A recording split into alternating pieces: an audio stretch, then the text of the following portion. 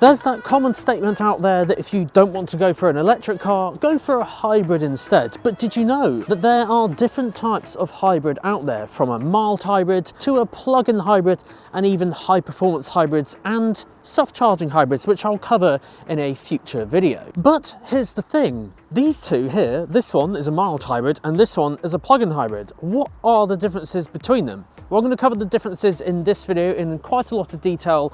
Sadly, I won't get to drive these exact cars as these are for sale, but handy enough, I bought a mild hybrid a couple of years ago. And it all starts with this, a seemingly normal petrol or sometimes even diesel car. So this is what's known as a mild hybrid, or short MHEV, MHEV, so mild hybrid electric vehicle. So there's some very small electric components in here, but sometimes the term mild hybrid can put people off because they think they might have to do extra things, when that can't be any further from the truth. Let me show you.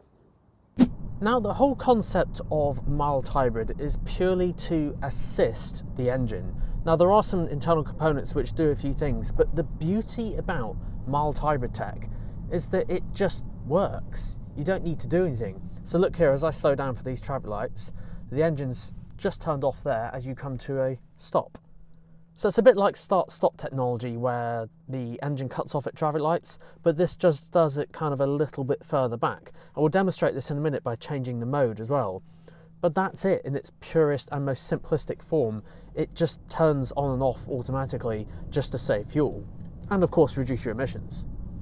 Now, mild hybrid tech can also be used to give you a little bit of a boost. In fact, this brand, Mercedes, used to call it EQ Boost, but then they renamed it to just mild hybrid, probably to make it nice and easy and more understandable. But you'll notice here, pay close attention to the bottom right of this screen here. See, it says power and charge. As you go to brake, it'll start to put power back into the battery. It's a very, very small battery, not really measurable to be honest. But when you go to accelerate, it will give you a little bit more power. You see it rear up there, just a little bit. And I mentioned about the engine turning off. Yes, in most scenarios, the engine will just turn off as you come to a stop. I think it's about like maybe 7 or 8 miles an hour. It will just kind of turn off. But if you wanted to turn off a bit sooner than that to save even more fuel, because let's be honest, you don't need an engine on when you're slowing down. You just need your brakes. So all you do is just select the eco driving mode in this car, and it'll now turn to E just down there. So foot off the accelerator pedal, and then the engine will just turn off like this. So now I'm going down the road, coasting. This is a bit like putting the car into neutral, but the second I touch the brakes or the accelerator pedal, or it detects there's a car in front, the engine will come back on again. And that's as simple as it gets, really. It just does things in the background, no plugging in or anything like that. So the term mild hybrid is actually the easiest thing to live with. In fact, you'll find it on a lot of cars today, this mild hybrid tech. And sometimes you might even have a car at the moment that you might not even know it has mild hybrid, just because it just works seamlessly into the background. Now, if you're into technical data, it's 14 extra horsepower and about 10 kilowatts in addition to what the engine puts out. So this engine is 1.3 litre, 136 horsepower. You can get it in 163 horsepower, but that mild hybrid tech there is purely just to assist the engine. That's just as simple as it gets. So now let's have a look at some kind of pros and cons of a mild hybrid. The downsides to these cars is that they're kind of often over-marketed or overhyped, and I think some people expect them to do more things when in reality they don't. There's no all-electric driving or anything like that. It purely just reduces your emissions a little bit, improves your fuel economy and gives you a little bit of a boost. But the good thing is you don't need to do anything different, and it is found on a lot of cars these days. It just helps with a few little key points there. What is different though is a plug-in hybrid.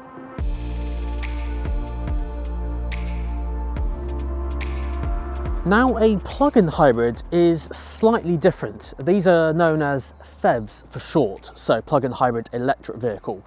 These have a slightly larger battery, typically in the rear of the car, so you do lose a little bit of boot space, but normally you'll only find them in saloons or estates or hatchbacks and of course SUVs. It's rare to find them in coupes and even rarer to find them in a convertible. But the key is in the name, plug-in hybrid. So yes, plug-in hybrids, you plug them in addition to fueling them up. Now you might be thinking, well hang on, that just sounds from the get-go a lot more work. Why do I need to fuel a car and also charge it? Surely that just wastes time. It's not so much that, it's the fact it unlocks the ability to run or power the car a lot cheaper than you would with just fuel. So it sounds complicated, but it's really not. Let me explain. Basically, it's far cheaper to move a car forward using electricity than it is using fuel. So your whole goal really with all of your local journeys you would do, say, I don't know, you're going to go a few miles down the road to work, then come back and do a shop run, go to the gym, visit some friends or family, all of that would be done ideally, in the best case scenario, on electric. However, if you go further afield, so you go, I don't know, 100 miles away, for example, that's where the engine would take over. So you have the best of both worlds. But the cool thing is, compared to, for example, an electric car, I mean, I could do a comparison comparing plug-in hybrids to electric cars, so let me know if you guys want to see that. But the difference there with electric cars is you have to plug them in to complete that journey. Say I'm going to drive from here to Scotland, I have to actually plug that in to complete that journey probably a couple of times. I mean, it depends on the car. Whereas with a plug-in hybrid, you don't have to plug it in. You can just run on fuel if you want. But your savings come from plugging it in. Which brings me neatly on to what happens if you don't charge up a plug-in hybrid. Well, then you're just carrying around the weight of an empty battery, essentially, and, well, the weight doesn't really change that much, so you're carrying around the weight of a battery, and the fuel economy will be slightly worse because you're carrying the extra weight, so your savings come from running them on electric. But one extra thing plug-in hybrids can do is use the engine and the electric motor to give you a whole world of power. So for example, let's put this into sport mode, then we have both.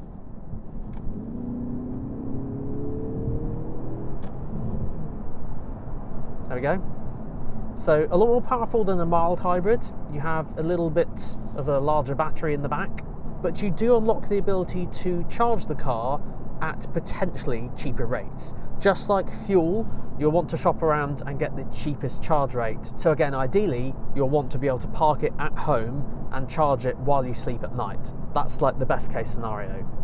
Now I know what you might be thinking, well, what happens if I just don't charge a plug-in hybrid at all? I'm glad you asked that. Well, I've got 42 miles range left. Let's run that down right down to 0 and show you what happens. I might be a while because the range of this car is about 60 miles and I've been trying to run it down, so yeah, bear with me a minute.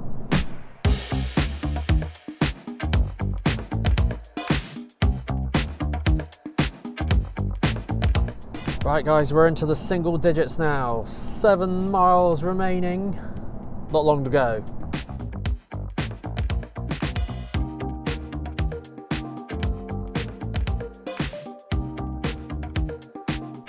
So, just got to watch those revs on the top right there, and then the engine will just come on. 0 miles, and we're still on electric. I'm sure it'll kick in any second. But this is the cool thing with plug-in hybrids. You can just use them, and then when the electric runs out, the engine will just come on, and certainly at motorway speeds like this, you wouldn't even notice. There we go, the mode's just changed. Electric currently unavailable, so the engine's just come on. So we're now forced to go into hybrid mode. Now I am curious, let's go into sport mode and see if it's any slower. And for this, we'll go around this roundabout again, which I've done a few times today, draining this battery. So let's put this into sport mode. Then we'll go around this roundabout again for the umpteenth time today. Sport mode, here we go. Yeah, see, it's not as punchy. That feels like it's just the engine. I'm sure there's a tiny weeny bit of electric in it. In fact, let me have a look in a second. Let's see if the power, that little power band there, shows any power at all. And let's try kick down, because usually that's like for emergencies you need to overtake. So here we go. I'll see it is using a little bit of electric, but it doesn't feel as punchy, so it's just severely reduced. Now I guess if you are interested in the tech specs, this is a Mercedes-Benz CLE. It is a 2-litre engine and puts out about 204 horsepower. Now the electric motor, on the other hand, is about 150 horsepower. So of course, when you've got those two working together and putting a bit of power in between each other, yeah, you're going to have quite a powerful car there. Obviously, we've seen that when you drive in sport mode and the battery is depleted, you won't have as much power, which kind of brings me to the point with the plug-in hybrid, you do want to be able to charge it up. So just like the previous car, let's talk about the positives and negatives of a plug-in hybrid. So basically, they're like a mini electric car. It's the best of both worlds. So you have an engine, of course, up front, electric motor, and of course the battery, and all of the electric driving is done locally. Which brings me on to the next point is, you'll want to find a place to charge it and make sure it's charged cheaply, because some public charging can be quite expensive, so it might not be the best. I guess one downside to plug-in hybrids is that they do cost quite a bit sometimes, not always, but sometimes they cost several £1,000s more than their petrol or diesel alternatives. They also do typically have a smaller boot, which, if boot capacity and boot storage space is something that you need, something to just factor in, because it does shave off a little bit of space on the boot, so just something to factor in. Also, the other thing that baffles me as well are the miles per gallon figures. For this car, 470 miles per gallon. Now, due to the way that the tests are run, that's never achievable. Guys, if you want me to make a video about specifically that topic, let me know down below. But yeah, that's not a figure you're going to see day to day, mainly because of the difference between miles per gallon and miles per kilowatt. I can explain, let me know if you guys want me to make a video on it. But for all the positives, yeah, they are really good. They convert all your local driving to electric, and as long as you can source that electric from a cheap place, i.e. home, off-peak charging, that sort of thing, they can work out quite good. What I have next though, just over there, is a performance hybrid. And let me just tell you now, they're completely different.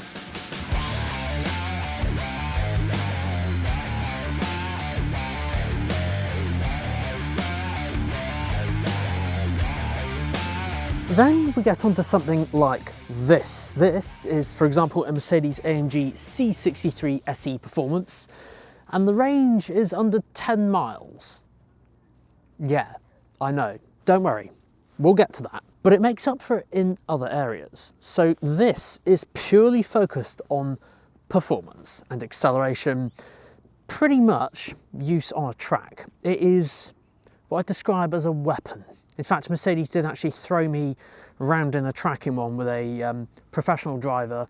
I'll link that below, but yeah, these are pretty quick. Now, in terms of performance, this is only a 2 litre. I know, it used to be a V8, but the electric power in this alone puts out an insane amount of horsepower. In fact, it's actually about double what we just saw in the plug-in hybrid previous to this. So the engine is 476 horsepower, but then the electric motor is 204 horsepower. So total output is actually about 680 horsepower and 0 to 62 of about 3.4 seconds. Yeah, it's pretty quick. Now, I won't easily be able to demonstrate that here because this car is quite new, so I'll save that for the, well, the kind of racing where Mercedes threw me around the track. So again, that video is linked below. But let's show you what this car's all about on the road. So yeah, when you've got 680 horses to play with, and some of them are electric, this is a pretty quick car. But of course, the range, as I mentioned, it's only 9 miles, which as a stat is, well, not very good at all. But as I said, it makes up for it in the performance. And the whole idea of this hybrid system is purely to assist the engine. Now, as I mentioned, it's a 2 litre. There used to be 4 litre V8s and C63s. If you remember from years and years ago, we're talking 2012, 2013, there used to be a naturally aspirated V8, 6.2 litre to be precise. And in fact, my neighbour's got one. I always hear it start up every day, and it's not an annoying sound, let's put it like that. Now, one thing I haven't mentioned is that all the hybrids shown in this video, they all do recuperate a bit of power, but this one recuperates the most. So if I drove this very hard on a track, you'll actually be charging up that battery because it's so good at it. Whereas with a plug-in hybrid, it's designed to be plugged in.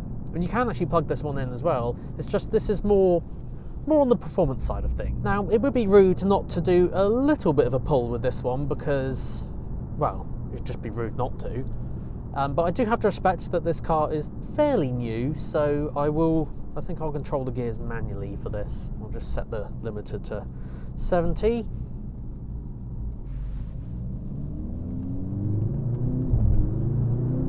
Yeah, this is way faster than the other hybrids. We're already doing 50. 70. I mean, that was like 50% throttle, and I'm controlling the gears manually because it's new, so AMG's have to be running, and I want to respect that.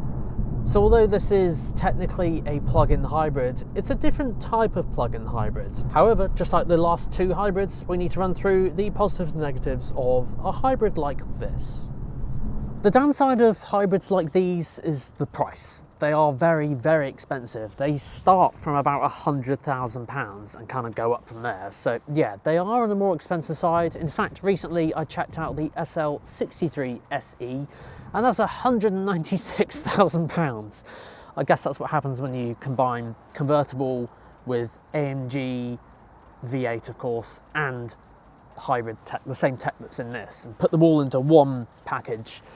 It just pushes the price up a lot. So the other downside with these is the range. Of course, it's only 9 miles, which isn't really usable, let's be honest, but that range is just a byproduct of all the other cool stuff that this car can do. So that's just because it can.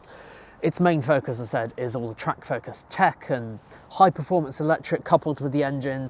That's what it's mainly aimed at. For me, I probably wouldn't go for something like this. I'd be more inclined to go the plug-in hybrid route, but that's why there are different types of hybrids.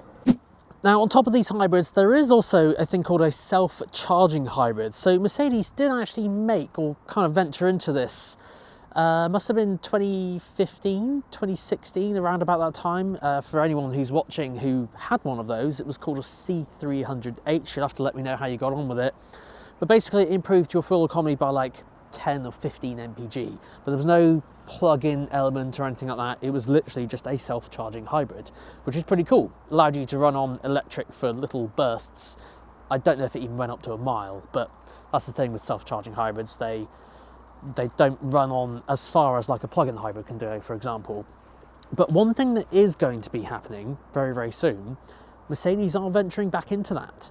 That is on the new CLA. So initially at the moment, they're going to launch the new CLA with 2 electric motors, but then the petrol version that's coming out is going to be a self-charging hybrid. And apparently you can drive on electric for up to like a mile or so, to be confirmed. I'll keep you guys posted when I know more, but that is going to be very, very interesting because there's going to be no plug-in hybrid for the CLA. It's self-charging hybrid only. So hit subscribe, guys, and I will keep you in the loop. But guys, if you enjoyed this video, let me know in the comment section down below. Huge shout out to Sandown Mercedes, who helped supply this car, and of course Mercedes-Benz press fleet for the UK, helped supplying the CLE so I could make this video, because I would not have been able to make this video without their help. But guys, thank you so much. Until next time, see you then.